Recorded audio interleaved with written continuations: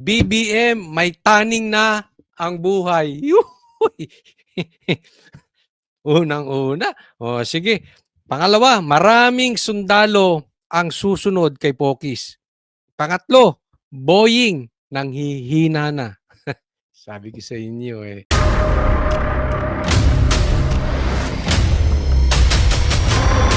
Bago tayo mag-umpisa, baka pwede nyong i-like ang video na to. Malaking bagay ang like sa aming mga content creators. Maraming salamat po.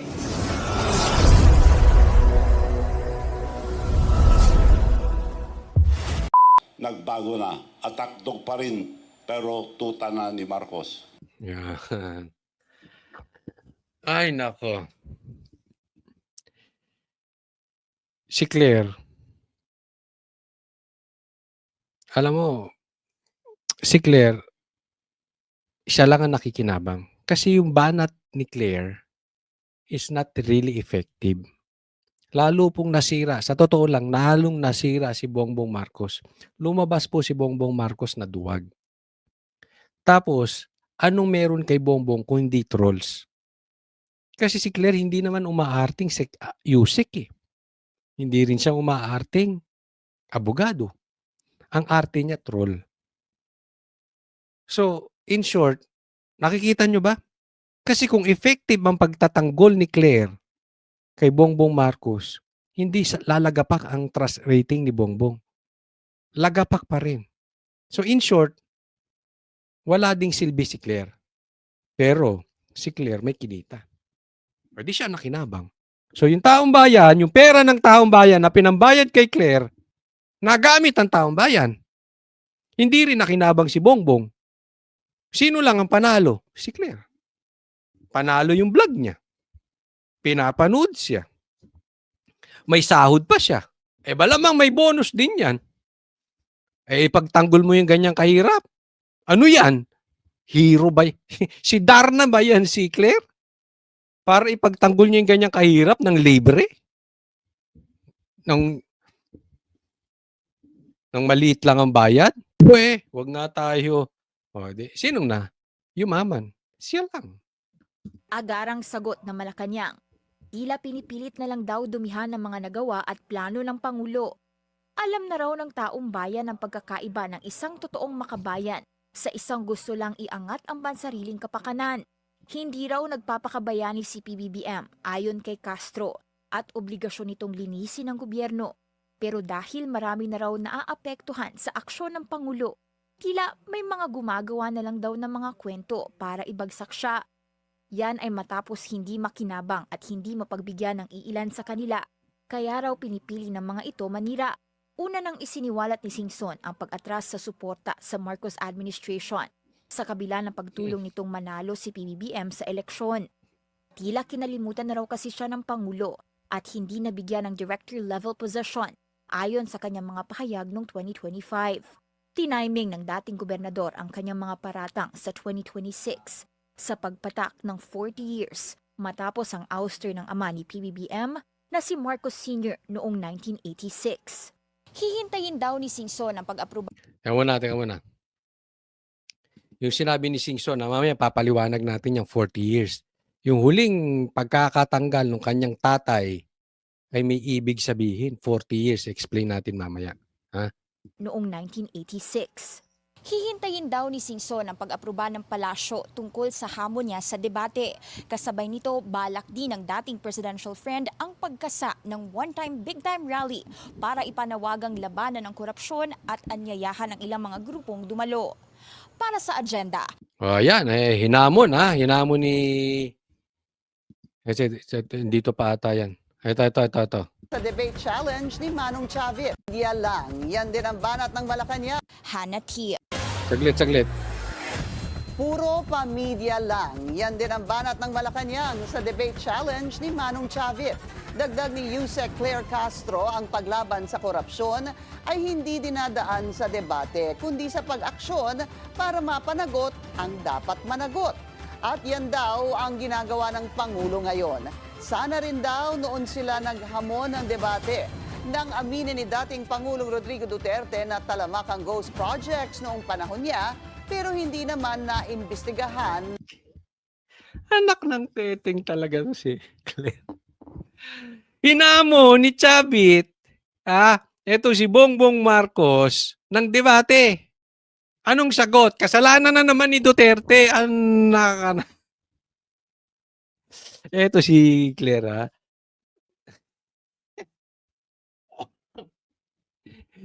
Halatang-halata, 'di ba?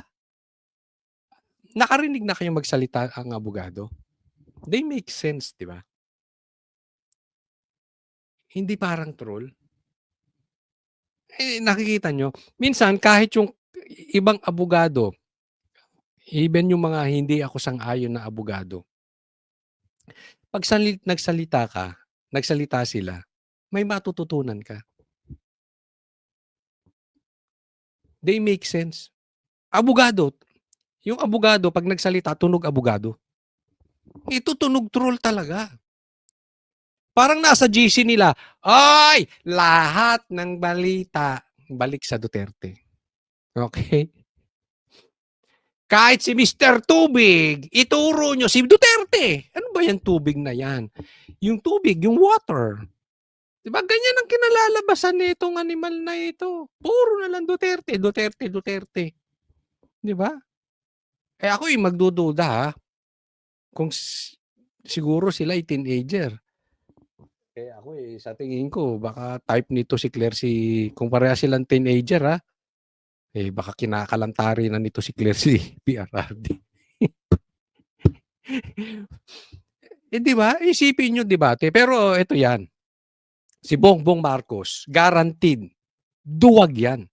Duwag sa debate yan. Bobo Hindi po tayo naninirang tao. Totoo to sinasabi ko, bobo si Bongbong Marcos. Bakit? Sunog ang utak. Dahil sa droga Okay? Hindi natin iniinsulto yung mahihina ang utak. Pero si Bongbong kasi kasalanan niya. Durog ang utak Sunog ang utak niyan si Bongbong Marcos.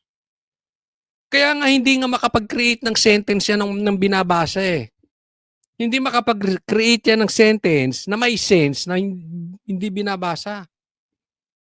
Uutal-utal.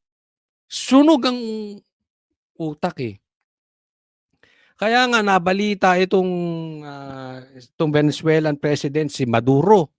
Oo. Maraming nagsasabi bakit naman ginawa ng US yun. Pero sa katunayan, ako hindi ko man alam itong totoong nangyari. Hindi naman tayo aral dito. Pero marami akong napapanood na talagang mas gusto ng Venezuela yung nangyari. At kinuha yung kanilang presidente. Bakit konektado sa drugs? Trump, Amerika, kailan mo kami tutulungan sa mga adik na opisyal ng gobyernong ito?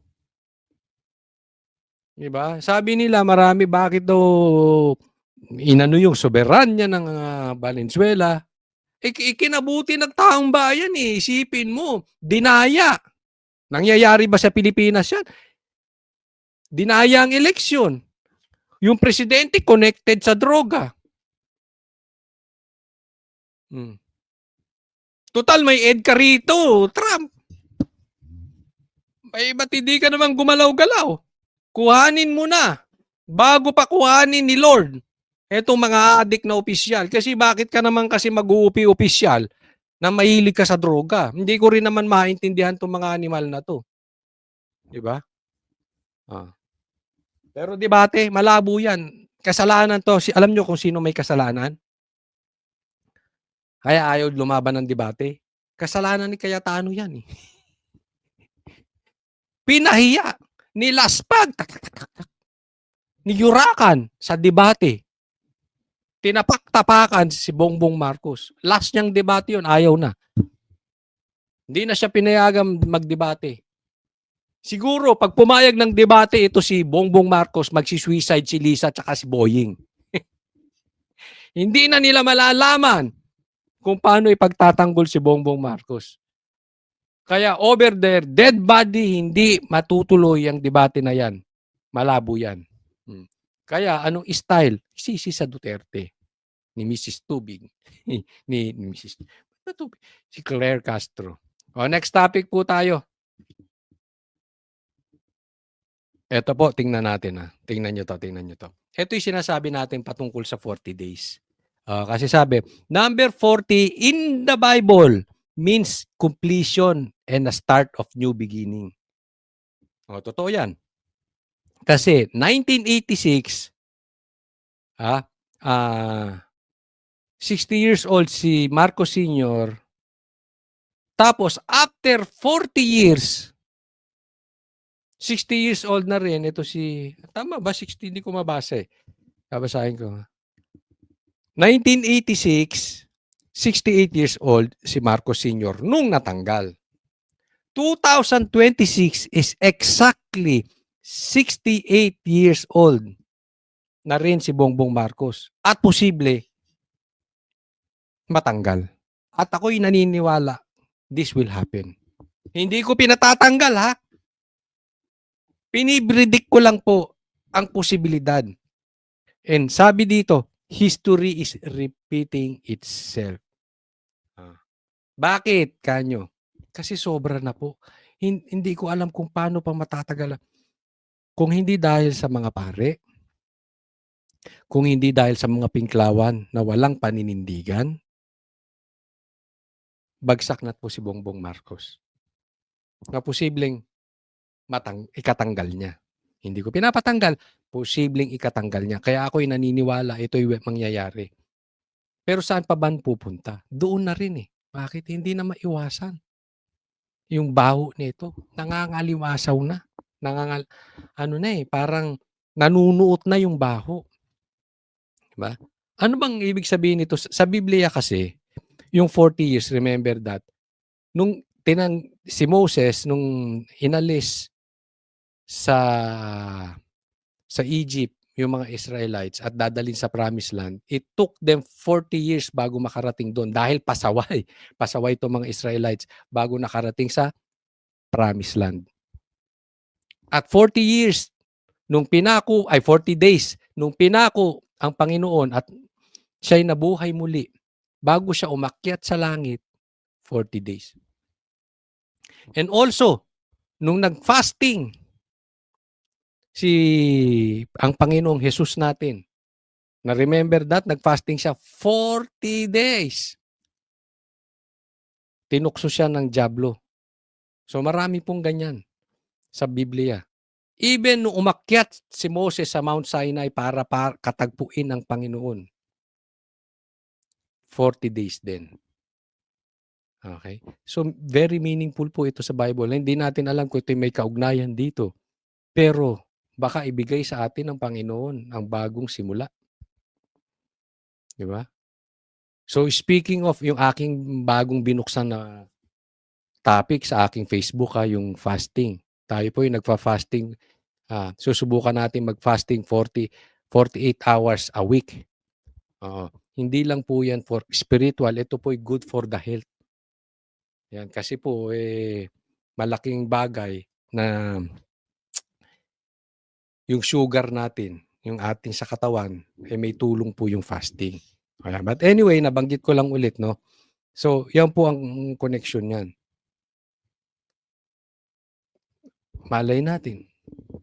Di ba? May bagong panimula ang mga Pilipino. Sana naman. Ito'y akin lang. Maubos na yung mga adik na politiko. Dahil yan na nagpapahirap sa bayang Pilipinas. Next po. Ito, meron pong imbitasyon si Chavit Singson. One time, big time rally versus corruption isinusulong ni Chavit Singson. Sana, hopefully, itong February na to. Malay natin, di ba? Last na rin ni Bongbong Marcos tong February 25 ba yun? Itong EDSA 1. Malay natin, we really don't know. Is 68 years old na siya. After 40 years, yung anak naman na natanggal. Alam nyo, dapat sa katunayan ako'y naniniwala. Nung nagsalita si Amy, kung tinuloy lang ang rally, nagkaroon ng 3rd day, 4th day, 5th day, tapos na yung problema natin sa mga adik. Kaya lang sa hindi natin inaasahang pagkakataon na hinto yung rally, which I respect dahil siguro yun ang pinahintulutan ng ating Panginoon. Malay mo, baka ngayon. Ngayong February 25 or di ko alam kung kailan man 'to pinaplano ni Chavit Singson na rally, pero suportahan po natin. Next po. Eto, simulan po natin dito sa sitwasyon ni Bongbong Marcos. Lagi nating napag-uusapan yung confidential funds ni VP Sara. O ito, sa tingin ninyo, magkano ang confidential funds ni Bongbong Marcos? Kasi nirereklamo nila yung 150 million na confidential funds ni VP Sara ng Office of the Vice President. Si Bongbong, ano sa tingin ninyo? Sige nga, lagay nyo dyan sa comment section. Huwag nyo rin po kalimutan mag-subscribe dito sa ating channel. Paalala lang po. Sa tingin ninyo, ilan? Lagay po natin. Magkano ang confidential funds si Bongbong Marcos? Nasa 4.5 billion pesos pa rin ang confidential funds ng Office of the President ngayong taon, na parehong amount pa rin kung ikukumpara sa 2025 budget. Ayan, kita nyo. 4.5 billion confidential funds ni Bongbong Marcos. At parehas dun nakaraang taon, 4.5 billion. Grabe. Billion. Confidential funds yan, confidential. Anong ibig sabihin yan? Hindi natin alam kung saan ginastos yan. Hindi natin alam kung yan ay pinambayad ng trolls. Hindi natin alam kung yan ay binulsa. Pagsamahin mo yung 4.5 noong 2025, ngayong 2026, pagsama po na, hindi natin alam kung ano yung magkano yung 2023, 24. Pero ito na lang, 9 billion agad yan. May control si Bongbong Marcos kung saan gagastusin. Yung ang nakaalat na para sa baha, nagastos pa saan, na ang daming nakatingin, ito pang confidential funds, free will kung saan niya gagastusin. Ang laki niyan. Bukod pa doon, sa panayang silip ng mga kalaban ni Bongbong Marcos, sa 150 million, hindi billion 150 million na confidential funds ni BP Sara. Kaya ako, pasensya na kung meron tayo talagang mga kaibigan na pink or mga dilawan na panay ang puna kay BP Sara, hindi kayo dapat nirerespeto. Mga animal kayo. Kayo mga pink dyan, tingnan nyo yung liderato nyo. Niloloko na kayo nitong mga to. Ayaw nyo kay Bongbong Marcos kaya kayo dilaw, di ba? Ayaw nyo kay Bongbong Marcos kaya kayo pink. Pero yung liderato ninyo, niloloko kayo, tinatarantado kayo. Hindi baling manakaw yung 44.5 billion. Basta masilip si BP Sara. Kaya ito mga lintik na mga pinklawan na ito, wala akong respeto dyan. Na-expose. Ngayong panahon ni Bongbong Marcos, ang daming na-expose na plastic na pink. Kayo ang pinaka-plastic sa lahat. Sa tingin ko, mas plastic pa yung pink kaysa sa pula. Kasi linis-linisan yung mga animal na yan. Kayo mga pare. Kayo mga pare na sumisilip pa dito kay BP Sara. Pambira naman. Pati nyo rin silipin si Bongbong Marcos. Di ba? Ako yun, doon sa mga members ng Pinklawan o yung mga naniniwala sa Pink, papayag na lang ba kayong inuuto kayo ng mga leaders nyo? Di ba kayo may pinag-aralan? Hindi ba kayo nag-iisip? Papauto kayo. Ayon kay Budget Acting Secretary Rolando Toledo, sa kabila ng malamig na pagtanggap ng publiko sa usapin ng confidential fund, ang pinakamalaking safeguard anya rito ay ang pagsunod ng OP sa rules and regulations na ipinapataw ng Budget Department at Commission on Audit. And also, per our general provision, we need to report that to House of Representatives and Senate at the same time from the Office of the President. So it will be monitored accordingly. Ang kabuuang confidential fund ng gobyerno for 2026 ay nasa 11.8 billion pesos ayon kay Toledo. So 11.8 ang bilyon ng confidential. Almost half kay Bongbong lang. Ang kasalukuyang usapin din tungkol sa umano'y bonuses ng mga mambabatas, itinanggi ni Executive Secretary Ralph Recto na nag-i-exist sa executive branch. Pagdating naman sa Kamara, nasa 38.6 billion pesos na lang daw ngayong taon ang budget ng lower house na nasa 12 billion pesos ang ibinaba. Gaya ng ibang kongresista, pondo para sa maintenance and other expenditures o MOOE din ang alam ni Recto na purpose ng mga allowance na ito. Samantala, nananatili umanong isa sa fastest growing economies in Asia ang Pilipinas dahil nasa 4.8 to 5% ang GDP ng bansa sa pagtatapos ng 2020. Nakita mo kung niloloko pa tayo ng mga animal na to? Yung sinasabi ko kaya walang mangyari sa Pilipinas eh. Hindi nyo naman gustong ayusin. Gusto nyo lang linisin yung imahe ninyo. Umasenso pa yung ekonomiya natin. Anong infrastructure na nagawa ninyo? Ilang porsyento ang walang trabaho? Kada bagyo, kinakabahan tayo, mga animal kayo. Tapos umasenso pa Pilipinas. Iniiwan na nga tayo ng mga turista eh. Sa ibang bansa na sila. Alam nyo bang yung mga turista nagdadala ng pera sa Pilipinas? Nung panahon mo, Bongbong Marcos, bumagsak ang turista. Tapos sasabihin mo, umasenso Pilipinas? Anong kademonyohang lantarang pagsisinungaling yan?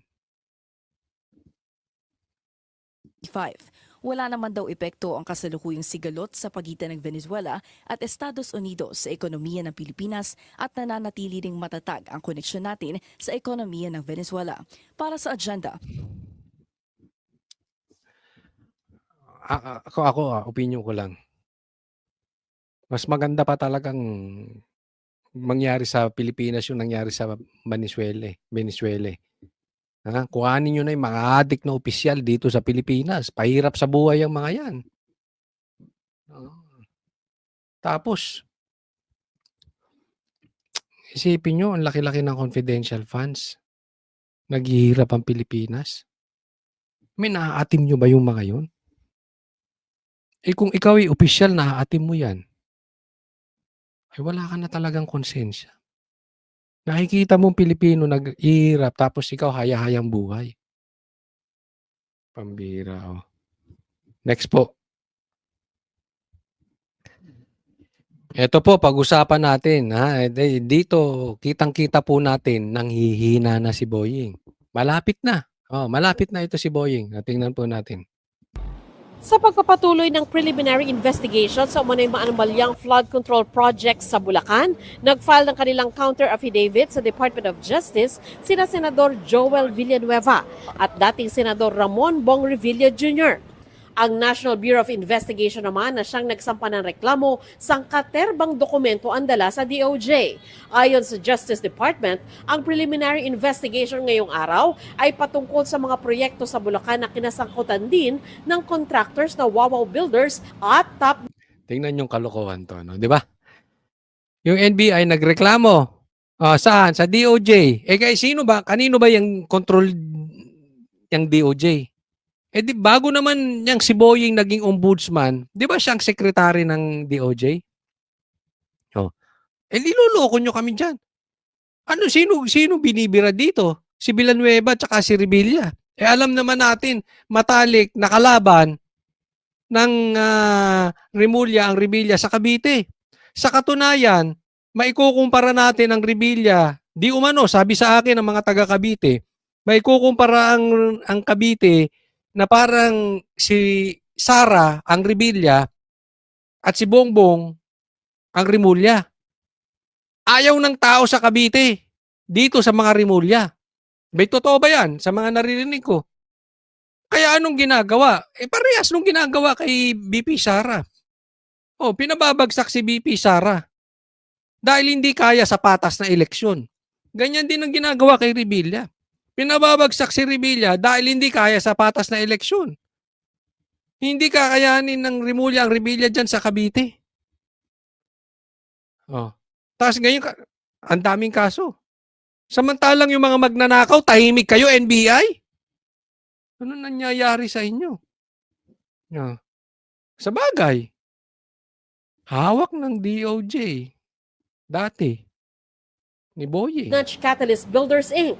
Sabi na DOJ, idiniklara ang mga proyektong 100% complete pero ang iba ay ghost project naman o kaya ay hindi kompleto. Naharap sina Villanueva at Revilla sa magkahiwalay na reklamo. Si Siya- Senator Bong Revilla, in these 6 cases, sa respondent na po siya sa isa.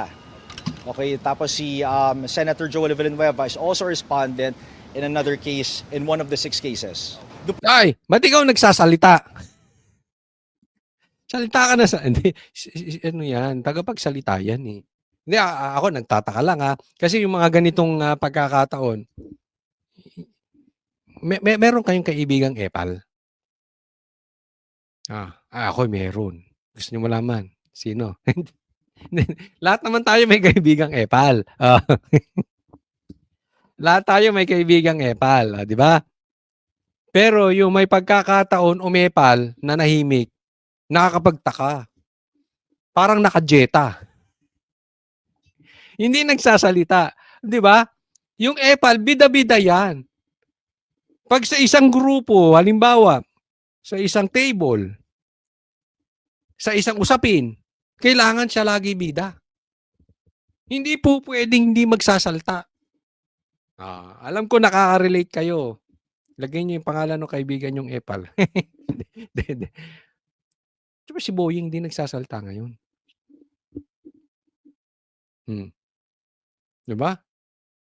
Ganyan din nangyari nung kay Bantag, diba? Tapos kay, araw-araw yan. Araw-araw si Boying. Yang nangyari kay Bantag, nangyari kay Tebes, biglang huminto. Tapos nabalita na may sakit. Pero itinatanggi, pero umamin din. Ngayon, ba't di na naman nagsasalita? Boying, relax ka lang. Baka kadidiin mo ng kadidiin sa Revilla, dyan sa Cavite, mauna ka pa. Baka hinuhukay mo yung sarili mong libingan. Kaya kalma ka lang dyan. Hindi mo madadala sa langit yung kapangyarihan mo. Maniwala ka sa akin. SOJ ka dito. Ombudsman ka dito. Pagdating mo sa langit, kung darating ka ron, wala, hindi mo rin pakikinabangan. In one of the 6 cases. Doon po sa 6 na yon, the charges are multiple. So we have direct bribery, indirect bribery, corruption of public officers. We have a violation of the Anti-Graft and Corrupt Practices Act, which is RA 3019. Tapos may violation din po ng the Government Procurement Act. And also a violation of, the conduct of bid rigging. Ilagay nyo na yung violation din ni PRRD. Yan din ang tumbok nyo, si Sara din eh. Kasi napabalita na dinalaw nagkita sa ibang bansa si Bong Revilla at saka si BP Sara.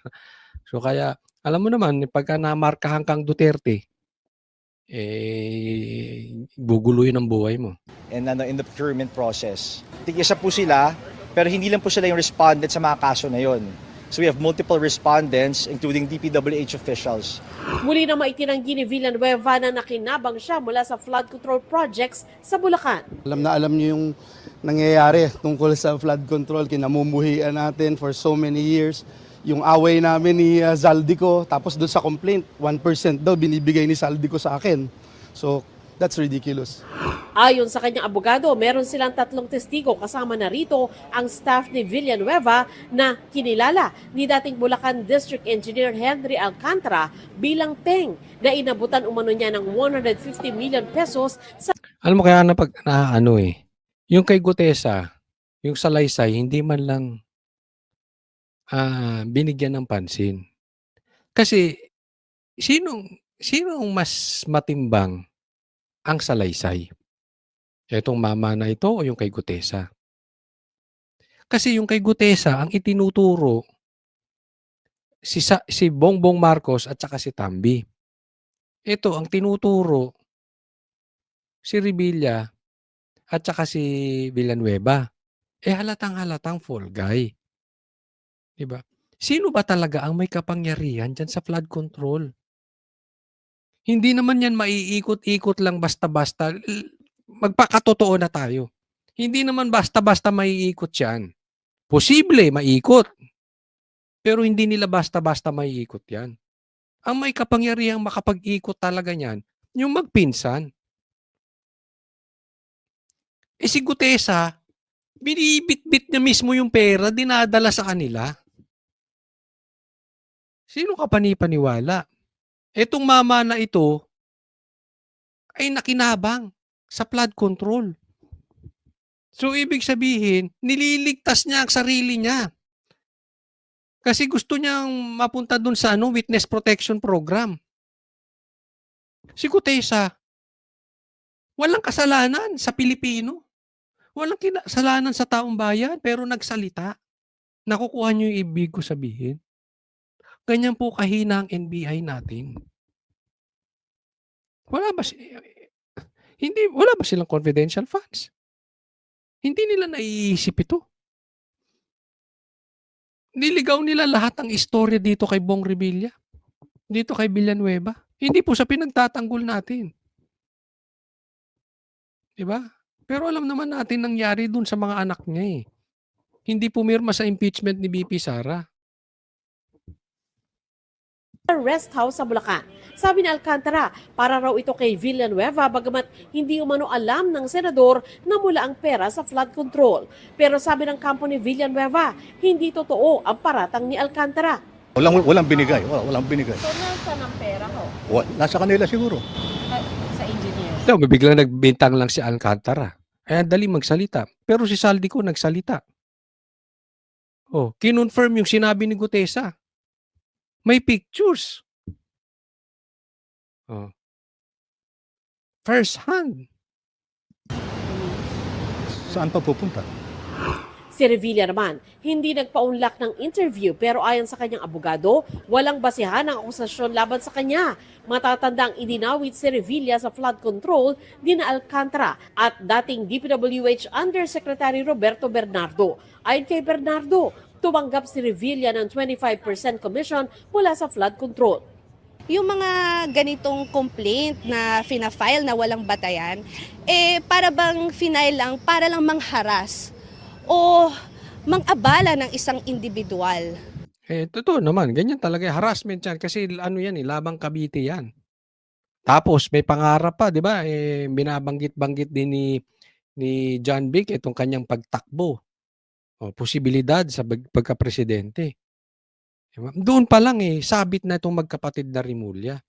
Ombudsman, kapatid mo, tas kapatid mong isa tatakbo bilang presidente. Ano yan? Di ba?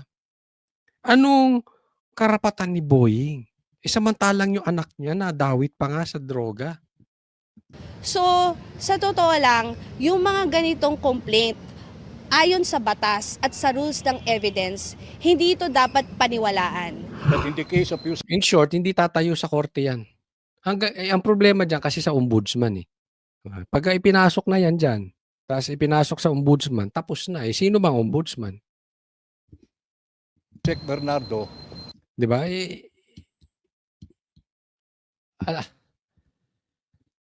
Ikaw pinanganak na lang kahapon kung di mo naiintindihan yung politikang nangyayari kasi it's very obvious Diba? Mayroon naman kasing malalalim na talagang hindi natin maiintindihan. Pero itong nangyayari dito, gipitan na lang ng gipitan I think we pointed out that he has submitted five affidavits. Ang tingin namin, he was trying to really enter the witness protection program. Yun. And the only way that he can be admitted is actually point to somebody higher.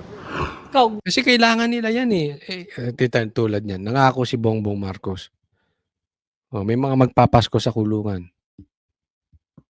Maraming magpapasko sa kulungan. Nangyari ba? Hindi rin. Di ba? So, kung magpapakulong na rin lang sila, idadawit na nila yung mga kalaban nila sa politika. Ngay pa rin sa flood control issue, inilahat ngayon ng DOJ na gumugulong na rin ang investigasyon nito sa plunder complaint laban kay dating Representative Zaldico. There's an allegation of conspiracy. Of course, the act of plunder could not have been committed by one individual alone. Of course, necessarily, may makasama siya dyan. Hiningan namin ng reaksyon ng abogado ni Ko pero wala pa itong Ito nakakapagtaka. Simula nung binanggit ni Bongbong Marcos na binabribe daw siya ni Zaldico na hindi na kakansilahin ng passport, hihinto na siya mag-video. Yan po ang sabi ni Bongbong Marcos na sinabi ni Zaldico sa kanya. Bina-blackmail si Bongbong. Isipin mo, presidente, ba-blackmailin mo. Ako hindi naniniwala doon. Pero nakakapagtaka. Simula noon, wala nang bidyong nilabas si Zaldico. Hindi na rin natin alam kung pinatahimik to or inareglo na. Kaya hanggat hindi nila kayang pauwiin to si Zaldico, ako ay mananatili. Yun ang aking paniniwala. Inareglo na to si Zaldico. Dapat mapauwi nyo to. Napakidnap nyo nga si Bongbong ay si PRRD eh. Hindi nyo mapauwi yan. Kailangan yan. Kung hindi, nagkausap na yan. Pinatahimik na si Zaldico. Sige, hindi na kita kakasuhan. Hindi na kita pipilitin, makauwi. Tumahimik ka na. Magpasarap ka na lang dyan kung nasaan ka man. Huwag ka na lang magpakita sa mga Pilipino. Hayahay ka na lang dyan sa hotel mo. Magpa-deliver ka ng tubig kung anong gusto mo. Basta enjoy ka lang dyan sa hotel. Next topic po. Kaya bago natin pag-usapan itong patungkol kay Torre, ako naniniwala ako. Kasi may bulong-bulungan. Hindi ko na lang sasabihin. Pero may mga bahong ilalabas ang Rebilla laban sa mga dito kila Boying. Posible yan kasi magkakasama yan dyan sa Cavite. Diba? At alam natin, ang baho ay hindi mo matatago forever. Lalabas at lalabas yan. So, yung may nagsabi sa akin, alam mo, ganito, Kotsong Ali, ganito. Hindi tayo, ayaw natin maging chismis vlogger Pero antayin nyo. Ako naniniwala ako, may hawak na video. Ito si Rebilla. Itong Rebilla, laban dito kila Boying. Pero, antayin na lang, no? Pero kasi pag personal, hindi ako maglalabas niyan. Pero lalabas yan. Tingnan natin. No? Ewan ko Basta naibanggit lang sa akin at hindi ko pwedeng sabihin kung sino nagbanggit. Basta kung marami kang kalokohan sa buhay, hindi mo forever may tatago yan. Okay, punta po tayo dito. New Year, new plans na rin ang inilatag ng MMDA para sa taong 2026. Ayon kay MMDA Chairman Romando Artes, nais nila na ma-involve na rin sana sa planning, execution at implementation ng infrastructure projects ng Department of Public Works and Highways. Kabilang dyan ang mga para sa flood control. Kami ay makikipag-usap kay Secretary Dizon at makikipag-tie up dahil alam niyo naman ang DPWH ang gumagawa ng mga infrastructure projects insofar as flood control is concerned. Tine-turn over na lang yan sa atin pag nagawa na. Ang isa sa ilang plano na yan yung pogi, nakita niyo yan. May pogi rin, ay kasunod na rin ng pag-uusap nila ni dating PNP Chief Nicolas Torre III na opisyal nang ipinakilala bilang bagong General Manager at spokesperson ng ahensya. Ito si Torre. Alam mo, to si Torre, wala talagang respeto sa sarili. PNP chief ka. Sinibak ka. Saglit ka lang PNP chief. Sinibak ka agad. Dahil nagkaroon lang sila di umano ng iringan ni John Vic. Siniba ka tapos ginawa kang spokesperson at general manager ng MMDA. Para ano? Para mag-resign ka, para yung kanilang PNP chief ay maging 4-star kasi isa lang po ang 4-star dapat. So pag nag-resign na siya, hindi na siya 4-star, tingnan mo, walang bait sa sarili to si ano. Nakakahiya to si Torre. Walang respeto sa sarili. Harap-harapan siyang sinasampal ni Revilla. Wala siyang ginawa. Ano? Ganyan ba ang PNP chief? Ganyan ba ang dating PNP chief? Harap-harapan kang binabastos, wala ka man lang ginawa. Tinanggap mo pa yung pambabastos at nilunok mo. Pwede naman sana hindi mo na pinansin eh. Pero tinanggap mo pa, nakakadiri ka. Di ba? Parang isa kang PNP chief, may nakita kang nagdodroga. To the very least, wag mo nang pansinin. Pero ikaw, iba po ginawa mo. Tinanggap mo pa na ikaw ang protector. Ikaw pa nagbabantay sa labas habang nagdodroga sa loob. Halimbawa lang po yan Ganyan po walang karespeto sa sarili to si Torre. Sa bagay, yung ipakidnap po yung dating presidente. Talagang itong mama na ito. Hindi ko alam kung balat lang ang sunog dito. Baka pati kaluluwa niya ito, sunog na rin. Ganyan po kalupit tong mama na ito. Basta para sa pangarap. Kahit na yurakan na siya. Kahit insultuhin yung kanyang pagkatao. General manager at spokesperson ng ahensya. Ayon kay Chairman Artes, 70 to 80% ng operational matters na may kinalaman sa ahensya ay pangungunahan ni Torre. From PNP chief ngayon tagalinis. Tagalinis ng daan. Metro Aid. Traffic. Pagka may nahuli to, may nahuli sa daan, mag-iingat kayo. Pupulutin kayo sa dahig. Ganyan ang gagawin nitong mama na to. Siya lahat ang magiging in charge and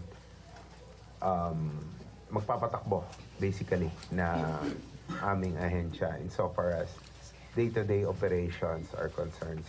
So essentially, we'll oversee everything sabay-sabayan. Sabay-sabay natin gagawin. May mga focus, siyempre. Sa ngayon, ang focus natin yung... Focus mo si Duterte. Traffic, dahil perennial naman yan. Traffic. Sa tingin nyo may magagawa to sa traffic? Wala, pampagulo lang yan. Ang baha, ang solid waste management. Sa kanilang pag-uusap, ayon kay Artes, bilang dating PNP chief si Torre, traffic management at traffic enforcement ang pinapatutukan nito. Naging traffic police ang naman. Hindi ko inuinsulto yung traffic police pero pambihira naman, Torre. Hindi mo alam kung bakit ka nilagay dyan? Hindi mo alam ang dahilan? Pambihira.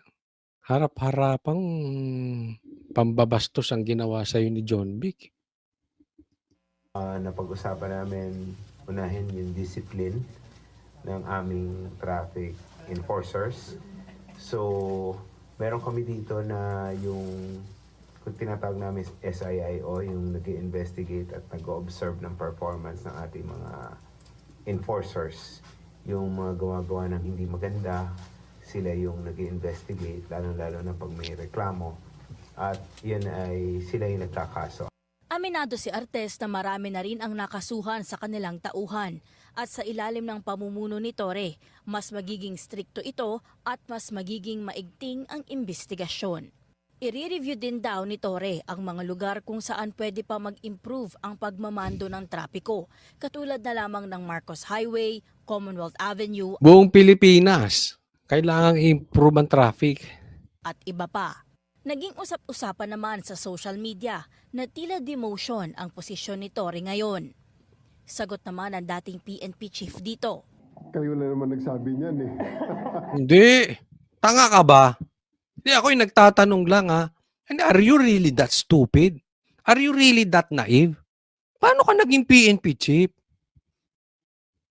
Sabi niya, kayo lang Hindi. Karamihan po ng Pilipino yan ang iniisip. Kaya yung sinasabi ni Torre niya, katangahan na yan. Pambihira. Halata, obvious na obvious. PNP chief, gagawin kang general manager ng MMDA tapos hindi mo sasabing demotion. Kung gago. Gaya ng sabi ko, di ba? At the end of the day, the coach is always the one na masusunod, di ba? The government is a very, very big machinery. Isang malaking birokrasya yung gobyerno. At ating presidente ang nasusunod yan, especially sa mga direct presidential appointees. Para kay Torre, Sinasabi niya, presidente na susunod. Oh, alam namin yan. Pero sinasabi mo yung mga facts. Alam ng Pilipino yung presidente na susunod. Pero yung ginawa sa'yo, demotion yan. Kahit pa sabihin natin yung presidente na susunod, yung kagaguhang ginawa sa'yo, demotion yun. Akatanga mo naman, kung PNP chief, kung hindi mo alam yun. Hindi mo kailangan kaming lecturean na yan prerogative ng presidente. Ang punto rito, pag-iinsulto yung ginawa sa'yo, demotion. Tapos hindi mo alam. Ganun kakatanga? isa itong pagkakataon para magsilbi na hindi niya palalagpasin. Para sa agenda. Ito, gusto kong bigyan ng komentaryo ha.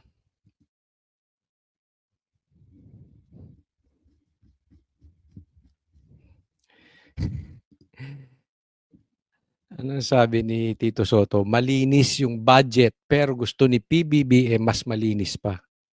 Walang yan. Nagsama-sama yung linis-linisan.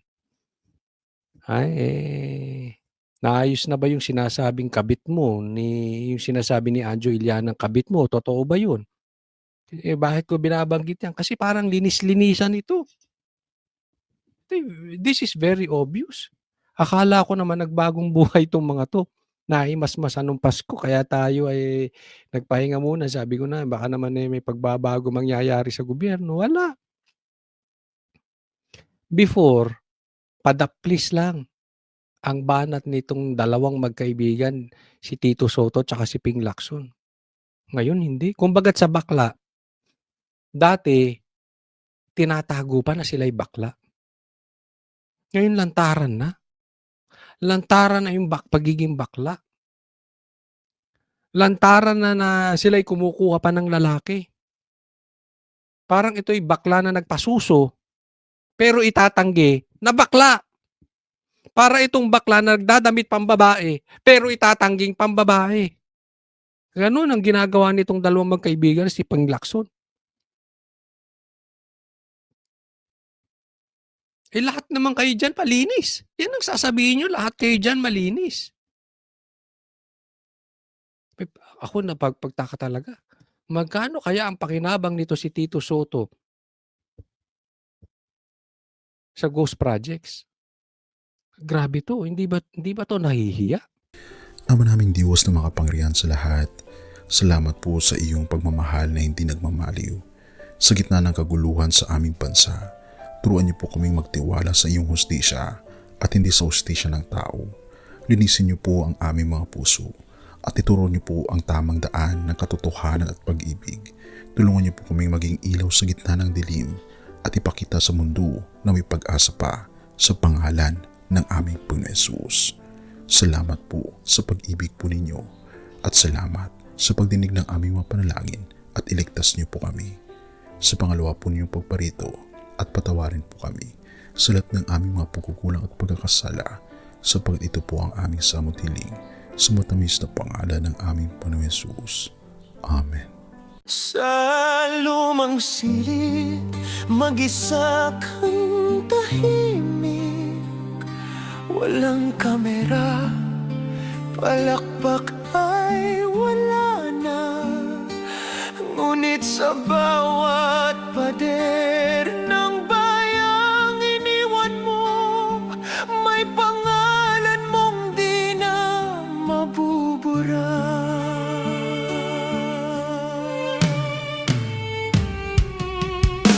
Minsan kang naging balikat ng mahihina, kalaban ng takot, kakampi ng masa.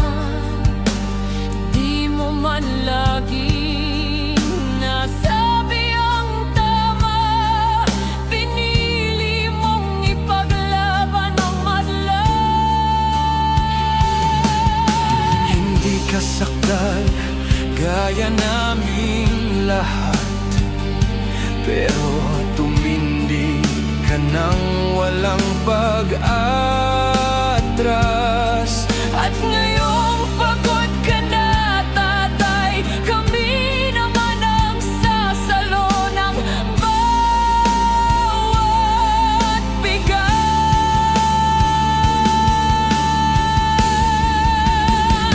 Hanggang sa dulo, ikaw ay mahal, kahit papagod na ang iyong katawan.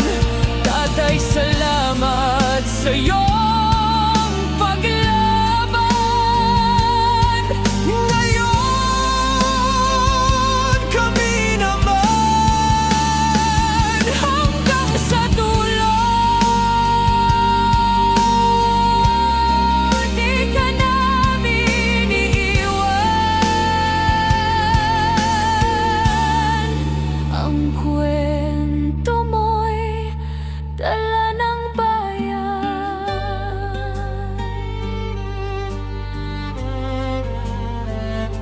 Tahimik ka na sa mga batikos, wala nang tugon, wala nang galit, pero sa mata ng mga maralita, naroon pa rin ang tapat mong alaala. Marami mang di nakaintindi, marami pa rin ang di nakakalimot. At ngayong wala ka ng kapangyarihan, tatay, ang magtatanggol sa'yo ay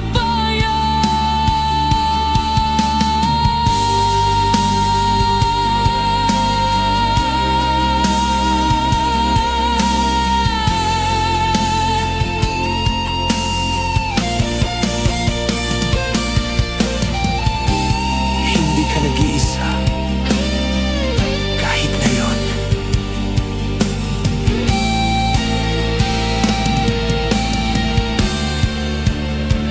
Hanggang sa dulo, tangan ka pa rin sa puso ng batang minsan mong pinakain. Hanggang sa dulo, di ka nag-iisa. Ang dasal ng bayan ay sa'yo pa rin. Katay, kami naman ang lalaban sa ngalan mo, sa alaala mo. Hanggang sa dulo, dalangin ka ng puso ng masa.